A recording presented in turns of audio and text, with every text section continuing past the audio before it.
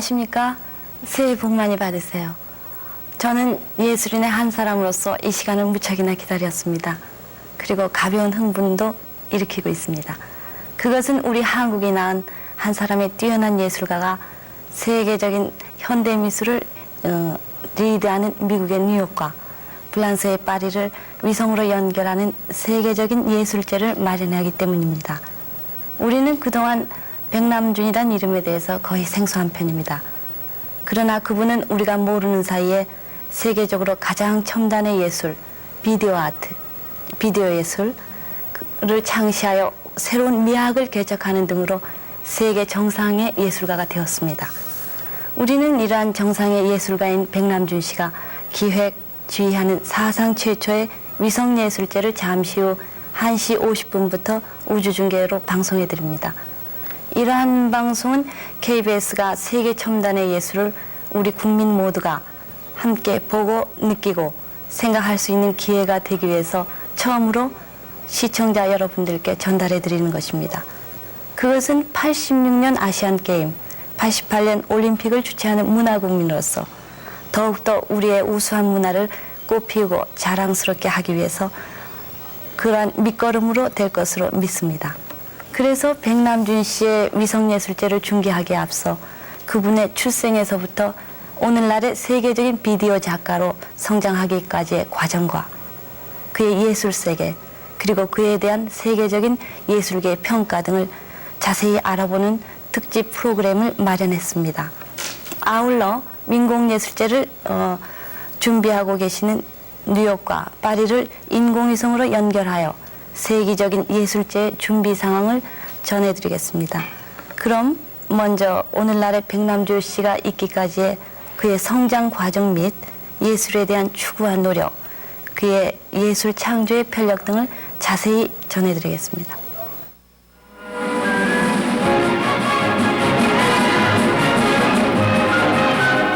전자예술의 미켈란젤로, 비디오 예술의 조지 워싱턴 등 수많은 이름으로 불려온 백남준. 그는 1932년 방직공장과 제철공장 등을 경영하는 부유한 집안에서 태어나 13살 때 경기중학교에 다니면서부터 창을 배우고 피아노 레슨을 받는 등 음악에 재주를 보였습니다. 그러나 19살 때 유교를 만나 모든 가족이 홍콩을 거쳐 일본으로 이주함에 따라 도쿄 대학을 다니게 됐고 여기서 미학을 전공하며 가족들 몰래 서양 음악에 심취했습니다. 5 형제 가운데 막내였던 그는 박사 한 명쯤 나와줬으면 좋겠다는 형들의 도움으로 독일 유학을 떠나 56년부터 2해 동안 뮌헨 대학과 프라이부르크 음악학교에서 음악사와 이론, 피아노 연주 등의 기초를 다졌습니다. 이 무렵 쇼팽과 바하 이상으로 그의 관심을 끌었던 것은 20세기의 현대음악이었습니다. 그는 음악학교 스승의 권유에 따라 전자매체를 작곡에 도입하는 첨단적인 작곡가들이 모여있는 쾰른 대학으로 옮긴 뒤 한국의 시조에 곡을 붙이기도 하고 물소리와 어린아이의 웅얼거리는 소리, 자신의 창소리, 그리고 차이코프스키의 한 소절을 꼴라주하는 등의 기법을 실험하며 현대음악에 발을 들여놓았습니다. 이 같은 전환기에 그의 일생을 결정하는 만남이 이루어집니다. 1958년 존 케이지를 만난 것입니다. 나치치하에서 미국으로 망명했던 12음계의 창시자 쉔베르크의 제자였던 존 케이지는 스승의 이론을 물리치고 피아노 사이에 동전이나 나사못을 끼워놓고 고아한 피아노음을 일그러뜨리는 이른바 프리페어드 피아노를 창안했던 인물입니다. 1959년 백남준은 관객에 대한 행위를 무대 밖으로까지 넓히는 작품 피아노 포르테를 위한 연습곡을 발표합니다. 쇼팽의 피아노곡을 연주하던 백남준은 갑자기 벌떡 일어나 피아노를 깨부순 뒤 커다란 가위를 들고 객석에 뛰어내려 존 케이지의 넥타이를 싹둑 자르고 이어 피아니스트 데이빗 튜더와 케이지의 머리 위에 샴푸를 쏟아부은 다음 달아나버립니다. 몇 분 후 어리둥절해 있는 객석의 전화벨이 울렸습니다. 백남준이 콘서트가 끝났음을 알려주는 전화였습니다. 퍼포먼스로 불리는 이 같은 행위 예술은 1952년 미국의 블랙 마운틴에서 존 케이지와 무용가 머스 커닝햄 등이 시작해 뉴욕의 전 예술인들 사이에 크게 번졌던 해프닝과도 흡사한 것이었습니다. 1961년 백남준은 유럽의 퍼포먼스와 미국의 해프닝을 연결짓고 양쪽의 작가들을 교류시켰던 플럭시스. 다시 말해 기존의 예술 체계와 고급 문화에 대해 행동과 전시회 혹은 작곡가 선언문 등으로 반기를 들고 일어선 예술가들의 연합 운동체의 핵심 멤버가 됐습니다. 1963년 3월 백남준이 비디오 아트의 선구자로서 명성을 얻게 될 획기적인 일이 일어납니다. 독일 부페르탈에 있는 파르나스 화랑에서 13대의 중고 흑백 텔레비전 수상기를 들고 나온 백남준이 최초의 비디오 전시회를 갖게 된 것입니다.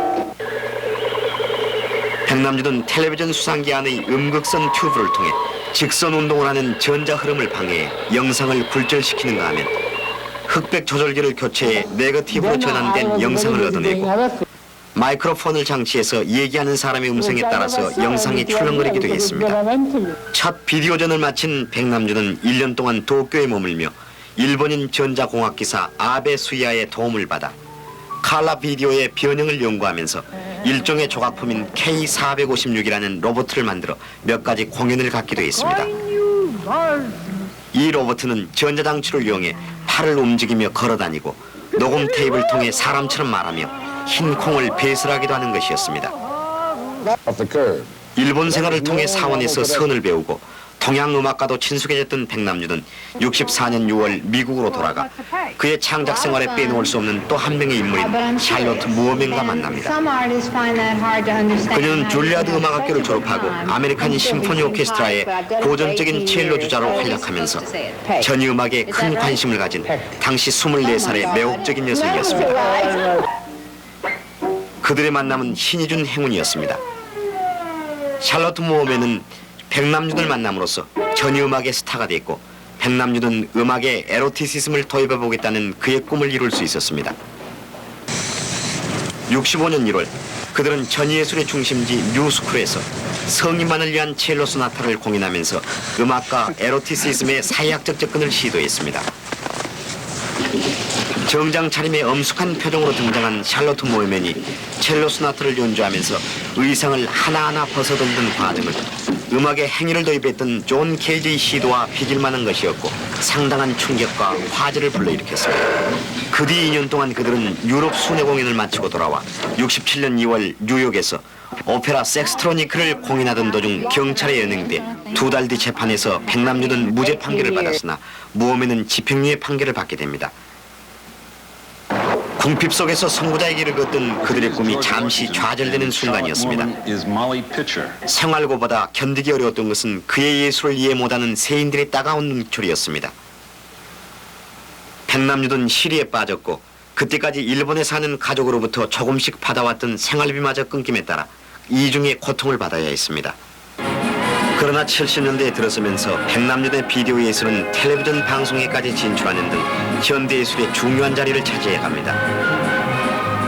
보스턴 대중방송국 WGBH에 있는 록펠러 재단에 의해 설립된 실험 워크숍에 상임예술가로 초청을 받은 백남준은 일본인 친구 아베 수야를 불러 함께 일하면서 비디오 신디사이저 곧 비디오 합성기를 개발하기에 이르렀고 이때부터 백남준은 해프닝이나 음악보다는 미술에 가까운 창작 생활을 해나갑니다. 샬롯 무어맨이 공연한 71년의 텔레비전 첼로를 위한 소나타나 72년의 텔레비전 블레이저 73년의 텔레비전 침대 등은 해프닝에 가까우나 그 이후 연필 드로잉 작품인 종이 텔레비전 부처, 텔레비전 정원 등을 통해 백남준은 비디오 예술을 끈질기게 추구해오고 있습니다. 비디오 작가인 부인 구보다 시게코와 함께 뉴욕에서 생활하며 독일 듀셀도르프 대학 교수를 지내고 있는 백남준은 쉬운 2살이라는 초로의 나이에 들어섰으나 베토벤을 라이트급의 작곡가, 바하를 미들급, 바그너를 라이트 헤비급의 작곡가로 그리고 자신을 우월한 헤비급 작곡가로 정의하며 비디오 예술의 아버지로서 세계 정상을 달리는 한국인으로서 세계의 이목을 모으고 있습니다. 여러분들은 비디오 예술, 비디오 아트라면 좀 생소하게 느껴지실 것입니다. 그 비디오 아트라는 게 그 원리에 대해서 어떠한 것인가 좀 자세히 알아보기로 하겠어요. 김 선생님, 백남 선생이 처음에 흑백 TV를 가지고 시도를 했다고 하는데 네. 그 원리에 대해서 좀 자세히 말씀해 주시겠어요? 네, 초창기 흑백 TV의 그 원리는 가장 간단하죠. 그 당시에 브라운관을 이렇게 예를 들어서 어떤 자기의 영향, 모든 그 전기라든지 그 브라운관이 그 자기의 영향을 갖다 받을 수 있어서 어떤 화면 변화 같은 게 충분히 일어날 수 있으니까 백남준 씨의 그 초창기 작업 중에 하나의 마그넷 TV라는 것이 있는데요. 네. 제가 한번 이 자석을 가지고 한번 실험을 해보죠. 네. 예를 들어서 이 TV에 가까이에 이 자석을 갖다 들이대게 되면 그 자장의 영향으로서 화면이 뒤틀린다든지 또 어떠한 빛의 패턴의 변화 같은 게 시시각각으로 일어날 수 있죠. 네. 전자 신호에 새롭게 간섭작용이 일어납니다. 네. 그래서 그 음극선 튜브, TV에 위치한 그 음극선 튜브를 건드림으로써 네네. 어떤 그 수신된 그 이미지의 그 뒤틀림과 또 스크린 표면 위에서 빛의 그 추상적인 패턴의 변화를 갖다가 창조하려는 의도죠. 텔레비전을 하나의 그 오브제로서 또 하나의 그 매체로서 바라보게 하는 그 새로운 방식 이런 게 새로이 창조됐다고 볼 수 있죠. 결국은 보는 TV에서 작가가 작품화할 수 있는 TV로 바뀌어졌군요. 그렇죠. 네. 그러면은 이제 흑백 TV에서 새로운 칼라 TV 시대로 전환되면서 백 선생님이 1970년대 칼라의 새로운 작품을 만드셨다 하는데 네. 그것에 대해서 좀 말씀해 주세요. 네, 그것은 바로 그 이런 작업이 있고 난 후에 바로 독일에서 네네. 이제 뉴욕 쪽으로 진출하게 되죠. 그래가지고 그 아베라는 그 일본인 친구를 만나서 그 백 아베 비디오 신세사이저를 개발하게 돼요. 그거는 지금까지 이런 그 기초적인 어떤 그 흑백 TV 그 범주를 벗어나서 어떤 합성 TV 합성 그 기술의 발달, 특히 그 칼라가 굉장히 그 발달되게 됨으로써 그 메카닉한 면에서 굉장히 발전을 이루게 되죠. 그러니까 여러 대의 카메라를 갖다가 동원해가지고 합성시킨다든지 그 여러 가지 그 굉장히 넓은 범위 내에서 작가의 의도를 나타낼 수가 있게 되는 것이죠. 한 대의 TV로서 할 수도 있고 여러 가지 TV로서 네, 물론 할 수도 있고 그렇죠. 비디오 신세사이저의 그 개발로 인해서 나중에 그 백남준 씨의 그 가장 그 대표작이라고 볼 수 있는 글로바 글루브라든지요. 지구의 그 축이라는 작품이죠. 라든지 그 밖에 그 훌륭한 작품들이 나오게 된 그 가장 기본적인 배경이 된 것이죠. 1970년에 개발된 비디오 신디사이저, 즉 비디오 합성기는 이전까지 비디오 예술과는 달리 새로운 경지를 만들어냈습니다.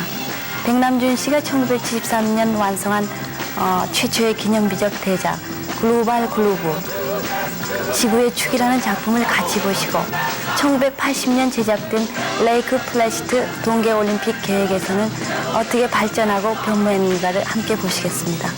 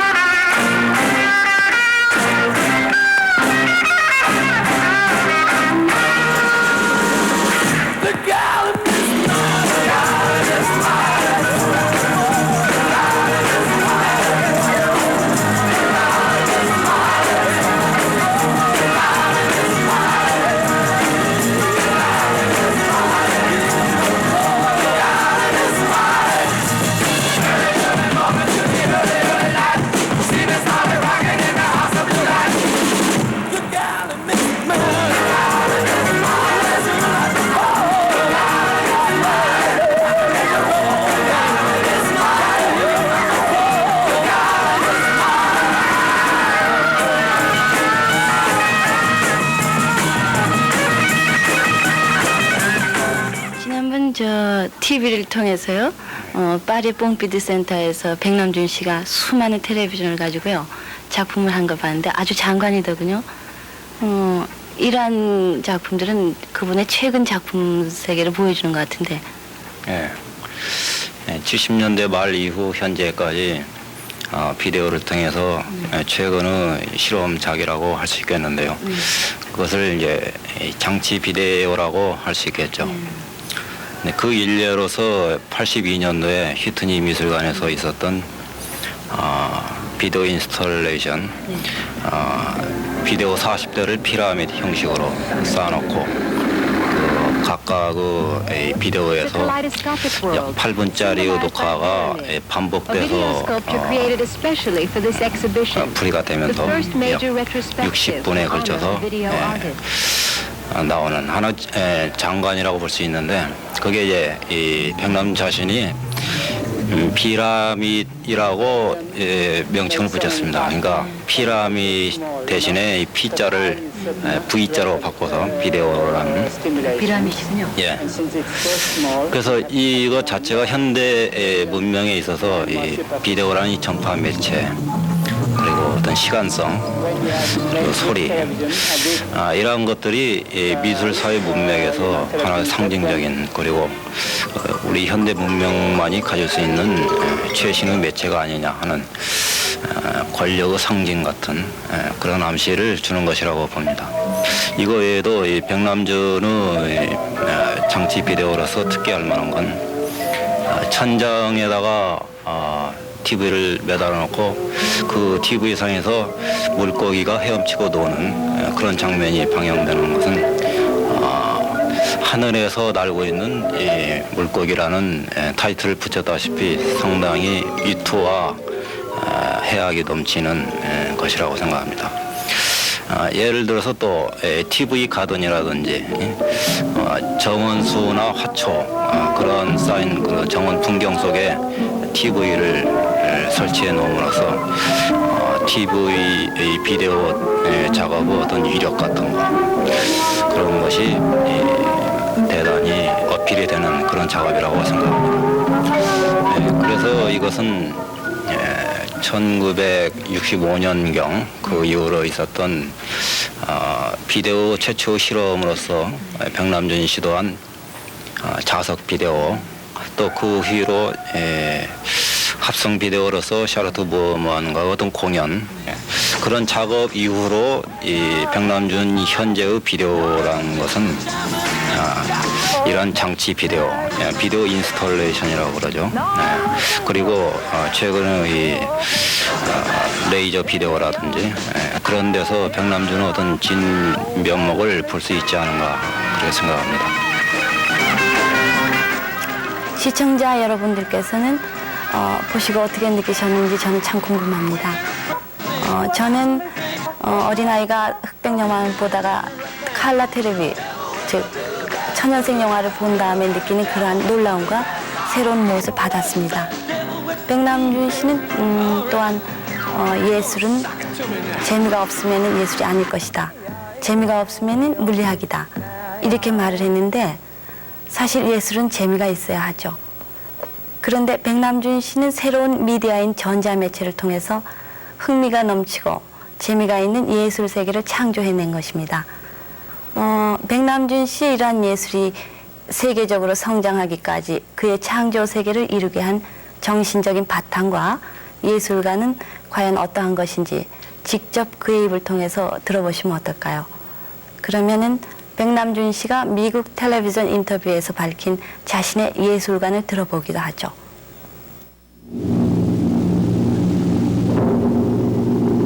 연주하던 피아노를 때려 부수고 레코드를 깨는 그의 모습은 마치 부모의 말을 듣지 않고 투정하는 어린애와 같은 인상입니다. 그러나 피아노는 연주하기 위해서만 있다는 한 가지의 제한을 뛰어넘는 생각이야말로 비디오 아트라는 새로운 예술 장르를 창조하게 된 밑바탕이 됐습니다. 나는 아무도 없는 길을 갑니다. 현대는 정보의 홍수 속에 많은 사람들이 너무 많은 일을 하고 있어서 사람들이 다니지 않는 길을 찾기가 매우 어렵습니다. 다니지 않는 길을 찾아서 주위를 돌아보면 아주 재밌습니다.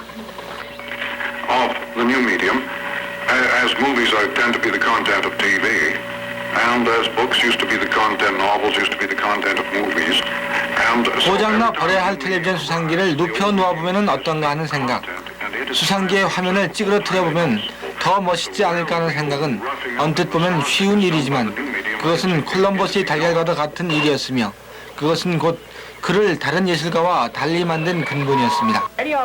가정에서는 자주 이런 TV 수상기를 보게 되는데 수직 동기가 고장나면 보통 수리공을 부르게 되지 않습니까? 나는 이 수상기를 전시장으로 옮겼습니다. 고장이 나서 이렇게밖에 나오지 않아서 별 재미가 없었습니다. 그래서 이것은 보여주지 않겠다고 말했죠. 그러다가 다시 뒤집어 봐야겠다고 자신에게 말했습니다.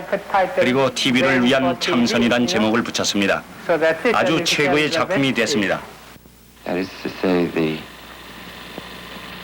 백남준은 오늘의 그가 있기까지 현대음악의 거장 존 케이지와의 만남을 잊지 못합니다. 동양 사상에 심취해 공허한 마음에서 모든 것을 수용하려는 정신을 갖고 있던 존 케이지와의 만남 이후 그의 예술적 창조력은 음악과 미술, 전자매체를 결합하는 세계로 승화될 수 있었기 때문입니다.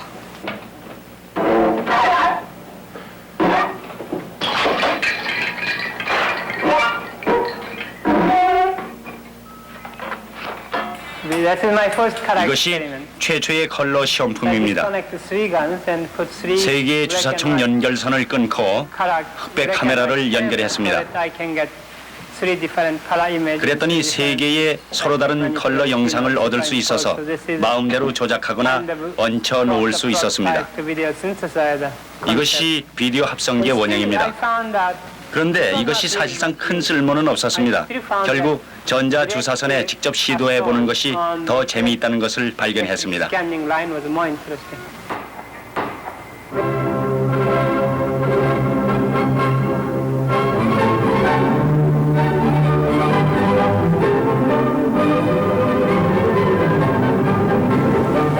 그러나 그의 예술이 예술로서 인정받기까지 그도 역시 주위의 냉대를 느끼지 않을 수 없었음은 그의 말에서 알 수 있습니다.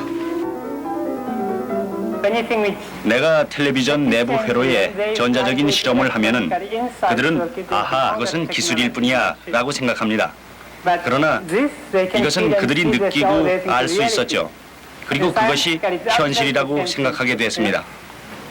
과학적으로는 똑같은 것입니다. 이것이 1966년에 만든 것입니다.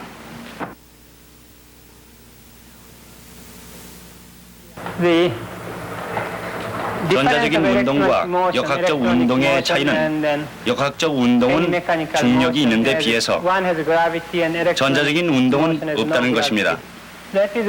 그래서 나는 이 전자 예술을 역학 예술과 연관 지으려 하지 않습니다.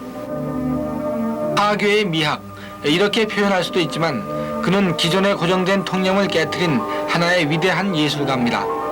무엇인가 다른 것을 창조하려는 자세를 그는 항상 견지했기 때문입니다.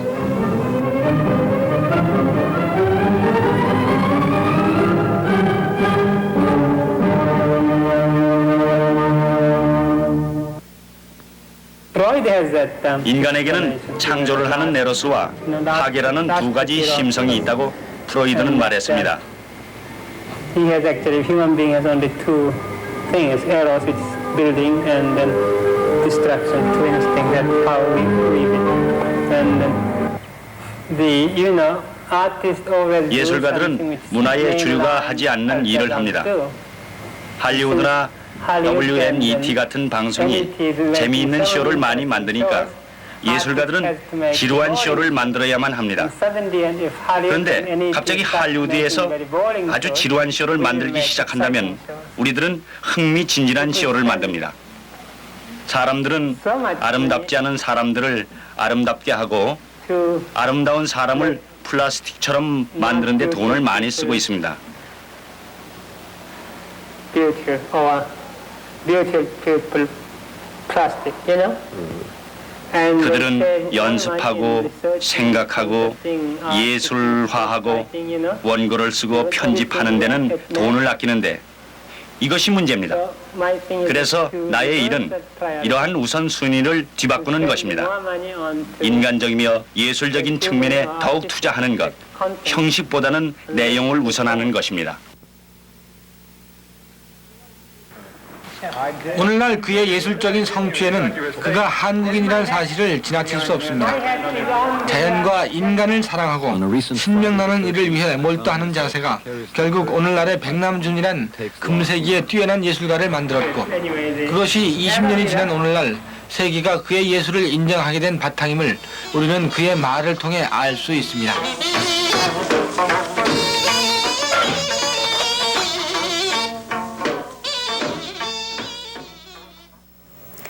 방금 여러분들은 백남준 씨의 예술 세계를 들어보시고 그리고 비디오 아트를 보시고 난 다음에 참으로 놀라움을 금치 못하셨을 겁니다. 그런데 이에 대해서 외국인들은 어떻게 느끼고 있을까요? 먼저 백남준 씨의 작품을 본 미국과 불란서인들의 소감을 들으신 다음에 미국 평론가들의 평을 듣고 또 우리나라에서는 이를 어떻게 생각하고 있는지에 대해서 알아보기로 하겠어요. Magic. No, I think it's hideous.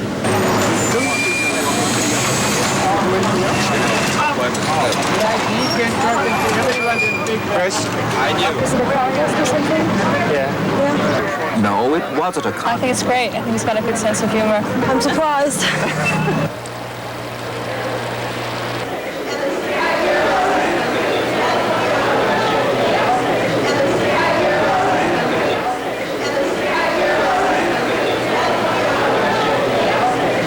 When I was a music critic for the New York Times, I reviewed some of Namjoon's concerts, and Namjoon at one point told me that I had written the worst reviews that he'd ever gotten.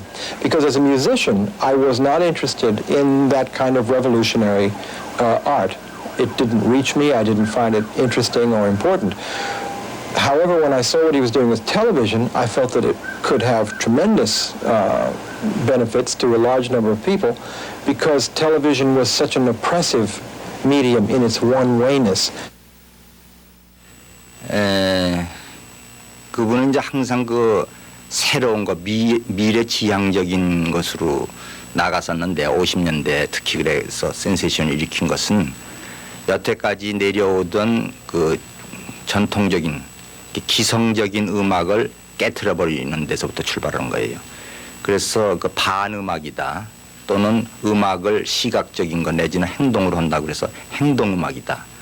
그런 것으로 해서 우선은 그 옛부터 내려오던 고정관념 이것을 타파하고 나가는데 그 근본 정신이 그분이 그 아까도 말씀드렸습니다마는 아주 그 순박한 한국 정신 거기에서부터 그 나온 것이죠. 그래서 그 세계의 그 많은 음악가들 깜짝 놀라게 만들고 처음에는 어리둥절하게 만들었지만은 그 미래를 보는 어떤 그 좀 과장하자면 초인적인 어떤 그 힘이 있어요. 그걸 느낄 수가 있는데 그래서 이게 점점 그 세계 음악계 내지는 이제 더 나아가서 다른 무용, 미술 이쪽에도 큰 영향을 줬죠. 그분 설명에 의하면은 그 시대의 그 메디아를 이용해서 뭔가 인간과 인간끼리의 그 인포메이션을 교환하는 것이 예술의 그 출발점이라는 것이죠. 20세기 후반에 있어서 인간 사회에서 가장 중요한 메디아는 전자메디아라는 것이죠. 그 전자메디아가 없이는 우주여행 이런 것이 완전 불가능하지 않습니까? 또 우리 현실 사회에서도 우리나라에서도 요즘 뭐 컴퓨터 시대처럼 어린이까지도 컴퓨터를 만지게 됐는데 그러한 것을 벌써 50년대서부터 느껴서 그 전자메디아를 가지고 예술을 해야만 미래의 예술이 되겠다 하는 것을 먼저 착안을 해서 과감하게 그 방면으로 나갔어요. 이 사람이 이런 말을 했습니다. 100년 전에 니체는 하나님은 죽었다고 했는데 나는 이 정의는 죽었다 이렇게 말하고 싶다 이런 말을 했습니다. 이 사람이 말하는 정의라는 것은 이 어떤 이차원의 면을 얘기를 하는 것이죠. 우리나라 말의 그림의 떡이라는 그 면을 얘기를 하는 겁니다. 그렇기 때문에 가령 피카소다 또는 무슨 마티스다 하는 사람들이 모두가 그 면의 예술을 했던 사람인데 그 면이 죽었다 하는 얘기입니다. 그러니까 미술의 형식이 기원으로 다시 회귀한다 이런 뜻이 되는 것이죠. 그래서 그랬을 때 이 면을 죽었다는 것은 정의를 이렇게 놓으면 땅 위에 같이 되지 않습니까? 그러니까 바로 땅으로 되돌아갔다는 뜻입니다. 그럼 땅 위에서는 그 사람들이 뭘 하느냐 하면 가령 저희들이 그 루블 미술관이니 데이트가라는 이런 데 가는데 그것은 사실 하나의 미술의 잔치입니다. 미술을 갖다 이렇게 어떤 고상하게 창조만 하고 이런 문제보다도 많은 사람들이 모여서 미술의 이름 밑에 여러 가지 잔치를 벌리지 않습니까? 그런 잔치 형식을 연상하는 게 바로 그 백남시 예술 형식인데 이 잔치라는 것은 가령 우리나라의 그 마당 군놀이라든가 이런 걸 보시면은 거기 여러 사람들이 참가를 합니다만 그 한 사람 한 사람이 뭐다 자발적으로 자유롭게 춤을 추면서 얼뜻 보기에는 굉장히 그 혼동스럽게 보이지만 어떤 하모니가 있고 인간의 유대가 있고 그렇죠.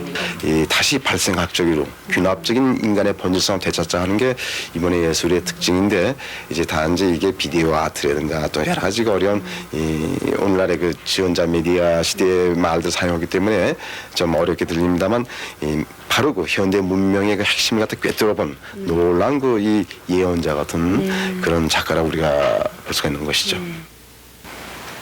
이 선생님, 사상 최초의 인공위성을 통한 예술제가 우리 한국인 백남준 씨에 의해서 만들어진다 하는데 이건 참 반갑다고 생각이 됩니다. 이번 예술제의 의미를 어떻게 보십니까? 사실상 백남준의 존재는 우리나라에 뒤늦게 소개됐습니다. 외국에서로서 10몇 년부터 세계적인 예술의 첨단을 가는 천재로서 널리 알아지지 않습니까? 그만큼 창피한 얘기지만 우리나라는 늦게 소개됐습니다.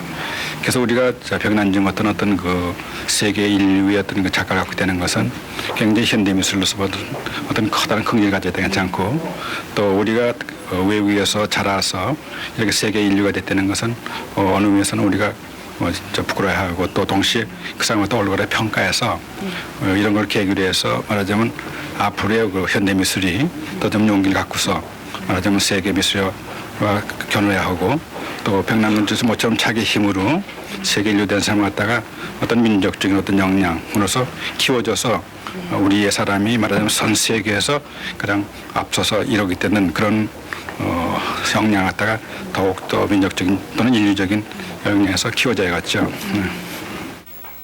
자, 이제 백남준 씨가 펼치는 예술의 대잔치를 직접 볼 수 있는 시간이 가까워지고 있군요. 이 위성예술제의 이름은 1984년 굿모닝 미스터 오웰입니다. 한국말로 하면은 안녕하십니까 오웰 씨가 되겠죠. 위성을 통한 국제적인 예술제의 타이틀이 시사하는 바는 과연 무엇일까요? 지금 이 시간에 우리나라는 1월 2일이 되겠지만 이 행사를 마련하는 뉴욕은 1월 1일 낮 12시가 조금 못된 시간입니다.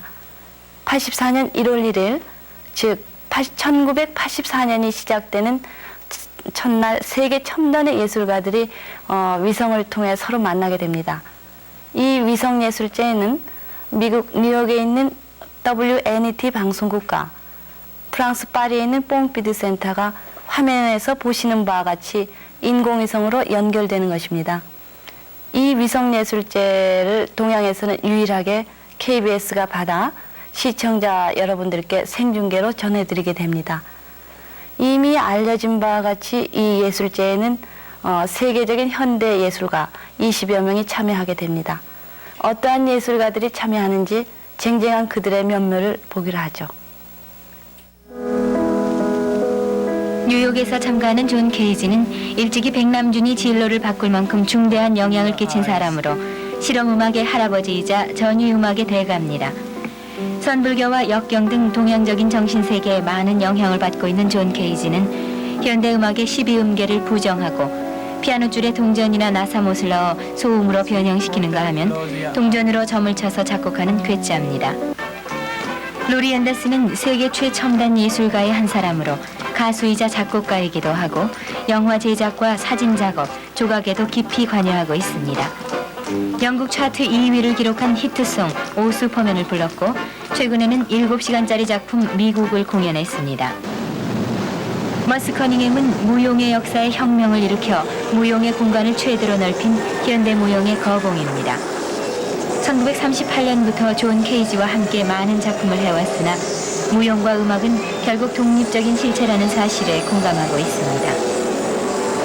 가수 피터 가브리엘은 음악적인 재능에다 독특한 영혼을 담고 있는 캘리포니아 인디안 중앙아프리카 원주민들의 소리와 더불어 산업화된 유럽의 소리를 조화시켜 남들이 부를 수 없는 특이한 노래를 부르고 있습니다. 자신의 아버지와 함께 이색적인 이중창을 발표하고 있는 알렌 긴즈버그는 국제적으로 잘 알려진 시인이자 사회활동가입니다. 25년 동안 평화운동을 해온 긴즈버그는 50년대 비트 제너레이션 기수였던 잭 케루악, 윌리엄 버로우 등과 함께 일해오고 있습니다. 명성 있는 첼리스트 샤르트 무어맨은 백남준과 함께 20년 동안 일해오고 있으며 벌거벗은 채 연주하는 등 현대 예술계의 마녀로 주목되고 있습니다. 백남준은 무어맨을 위해서 텔레비전 첼로라든지 텔레비전 브라, 텔레비전 안경에다 텔레비전 침대까지 만들어주었습니다. 알렌 긴스버그의 오랜 친구이기도 한 시인 피터 오를로프스키는 코미디와 서정시의 부드러움을 함께 포용하고 있는 혁신적인 시인입니다. 이 밖에도 미국의 정상급 현대 화가 로버트 라우젠버그, 텔레비전 작가 겸 연출가인 미첼 크리그만, 정상급 작곡가인 필립 글래스, 작가 겸 작곡가인 레슬리 쿨러 등이 뉴욕에서 새해의 첫날을 KBS 시청자와 함께합니다. 프랑스 파리에서도 정상급 예술가 8명이 참여합니다. 독일 화가의 정신적인 지주로 군림하는 요셉 보이스, 한독 현대미술교류전을 통해 한국민들에게 작품이 소개된 적이 있습니다. 프랑스 리옹 태생의 혁신적인 20대 예술가 로베르 콤바, 불꽃을 미디어로 사용하는 행위예술가 피에르 알랑 리베르, 문학과 심리학을 공부한 프랑스 대중가수 사포도 파리에서 우주예술제에 참가합니다. 또 혁신적인 디자인 그룹 스튜디오 베르코, 미테랑 대통령이 베르사유 궁에서 세계 정상을 만날 때 연주하도록 선정된 그룹 우르방삭스, 이탈리아 사람인 벤 보티에, 굿모닝 미스터 오웰 프로그램의 프랑스 측 사회자 자크 빌러가 출연하게 됩니다.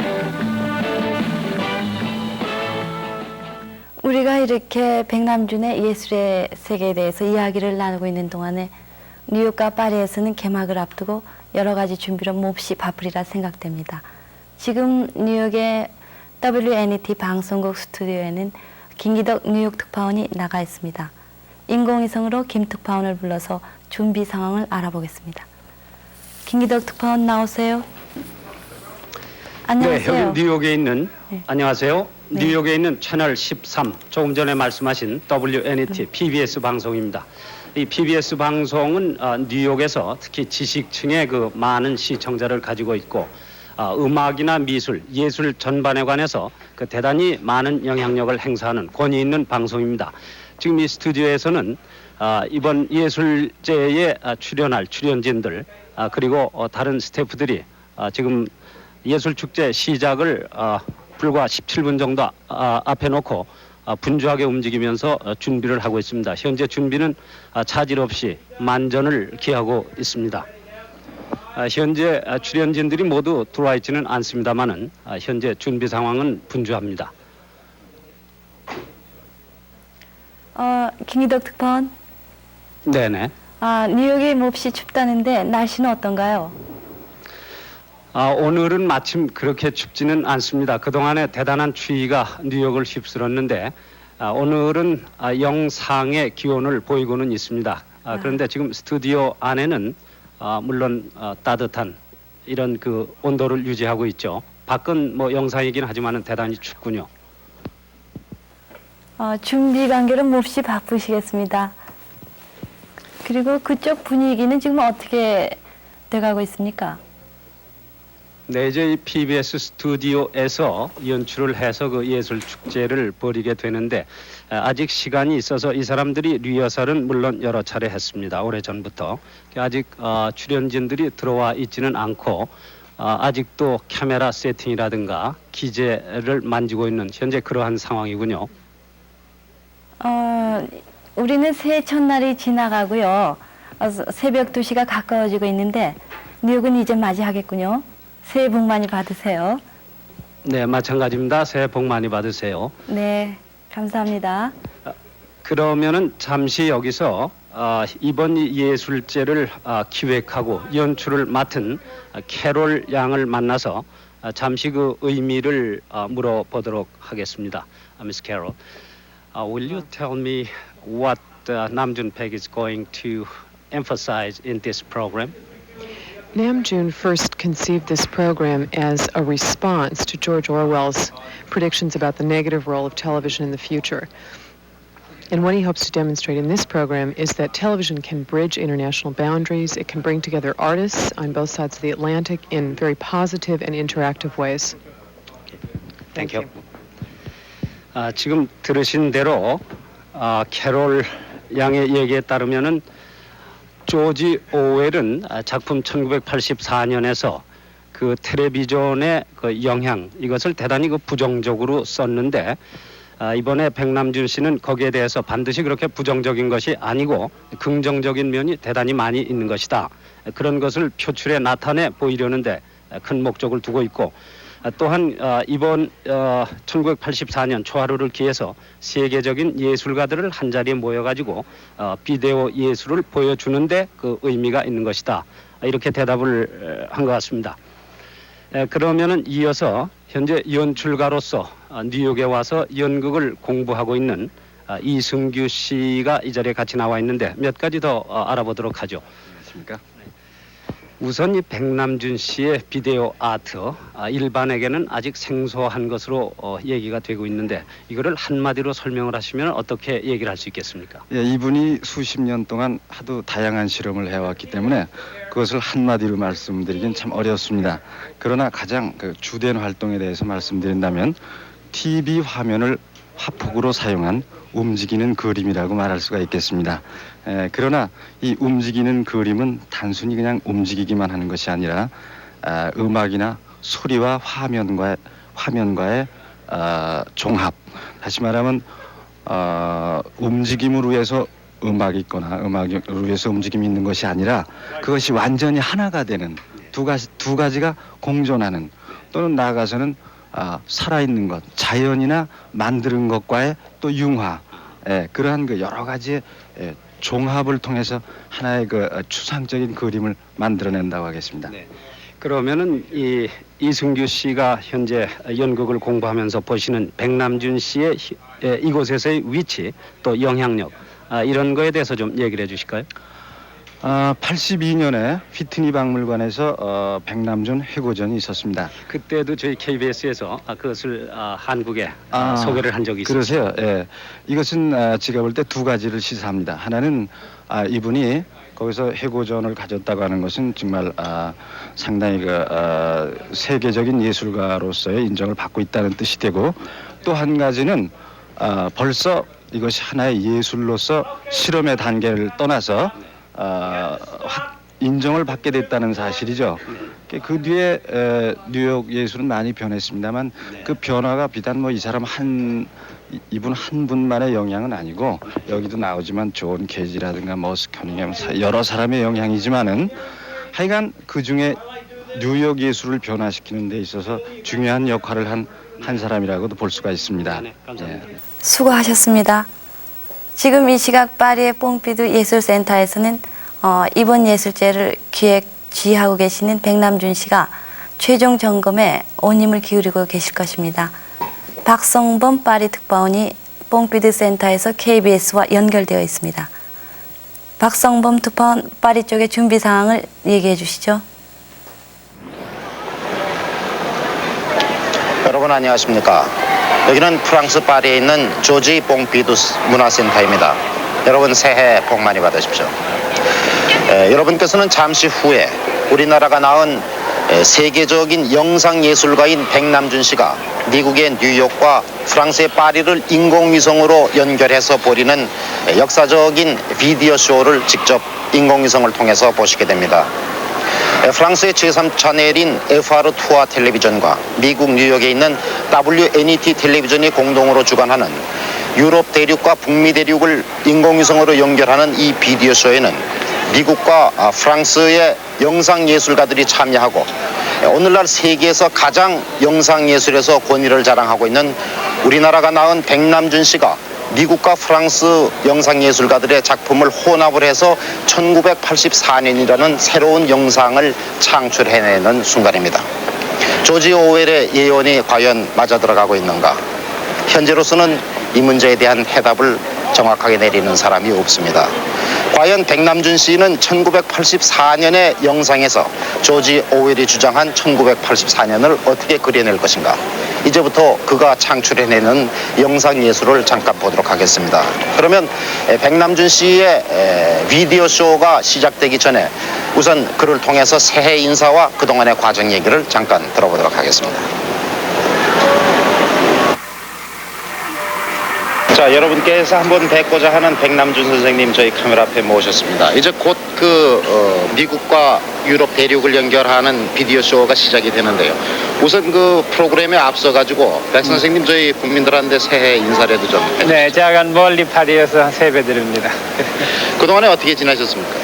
그래 이걸 맹기느라고 한 1년 동안 왔다 갔다 태생을 한 10번 건넜는데 억지로 이제 이게 성공이 돼가지고 이제 시작됩니다. 네. 참 이 두 대륙을 연결하고 또 이것이 생방송으로 우리 KBS도 봤지만 이제 네. 여러 나라에서 받을 예정인데요. 네.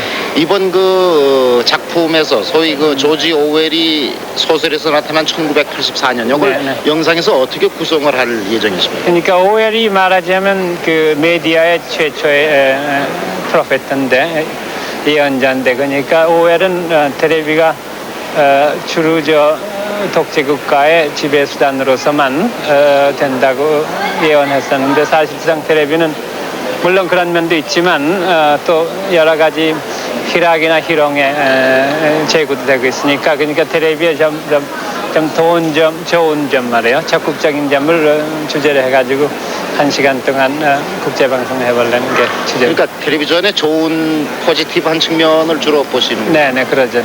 이제 곧 그 영상을 보게 될 텐데 저희가 그 영상을 보면서는 영상이 나타내는 뜻을 얼른 이해하기가 어려운 경우가 있는데 조금 더 구체적으로 설명을 해주시겠어요? 네, 주로 이거는 말하자면 인터랙티브 텔레비전이라 미국하고 스크라파 특히 플란서하고 말이야 항상 평행적으로 나타내가지고선 그래가지고 서로 자유롭게 텔레비를 해가지고 그걸 적당히 양 두 나라에서 믹싱하니까 말하자면 텔레비를 말하자면 독재 압박의 수단이 아니라 자유 표현의 수단으로 하자는 게 주제고 그게 말하자면 테크닉으로 나타나겠죠. 이번에 그 연결하는 대상국가가 미국하고 프랑스로 결정된 거는 특별한 의미라도 있습니까? 아니 이게 플란스가 크라파에서 대국이니까 그리고 더군다나 예술의 중심이고 그러니까 네. 더군다나 폼피두는 여러 가지 쇼도 했고 세계에서 제일 큰 뮤지엄이니까 폼피두를 택했습니다. 우리 국민들께 이렇게 직접 방송을 하시는 게 상당히 오래간만으로 생각하는데 차제 좀 앞으로 기획 같은 걸 설명을 해주시죠. 글쎄 여러분 이제 올림픽 때 이건 또 한번 이렇게 해보려는 게 지금 제 계획인데 어떻게 되나 봐야 되나? 네. 가능하면은 이 서울하고 모스크바하고 연결하는 이런 방송 한번 했으면 좋겠어요. 그렇죠. 네, 그래. 작은 그 88년에 올림픽 때는 되도록 보통 한국하고 멀은 제3세력이란가 이런 나라에 되도록 가려고 그러는데 그때 대봐야 되죠. 언제 서울에 한번 가실 예? 이제 그 준비를 가야죠. 네, 요즘에 주로 활동은 미국 쪽에서 미국하고 여기 반반쯤. 네, 파리하고. 자, 그럼 이제 곧 진행될 역사적인 미국 대륙과 유럽 대륙을 연결하는 1984년도 1월 1일의 비디오쇼 한번 보도록 하겠습니다. 고맙습니다. 네.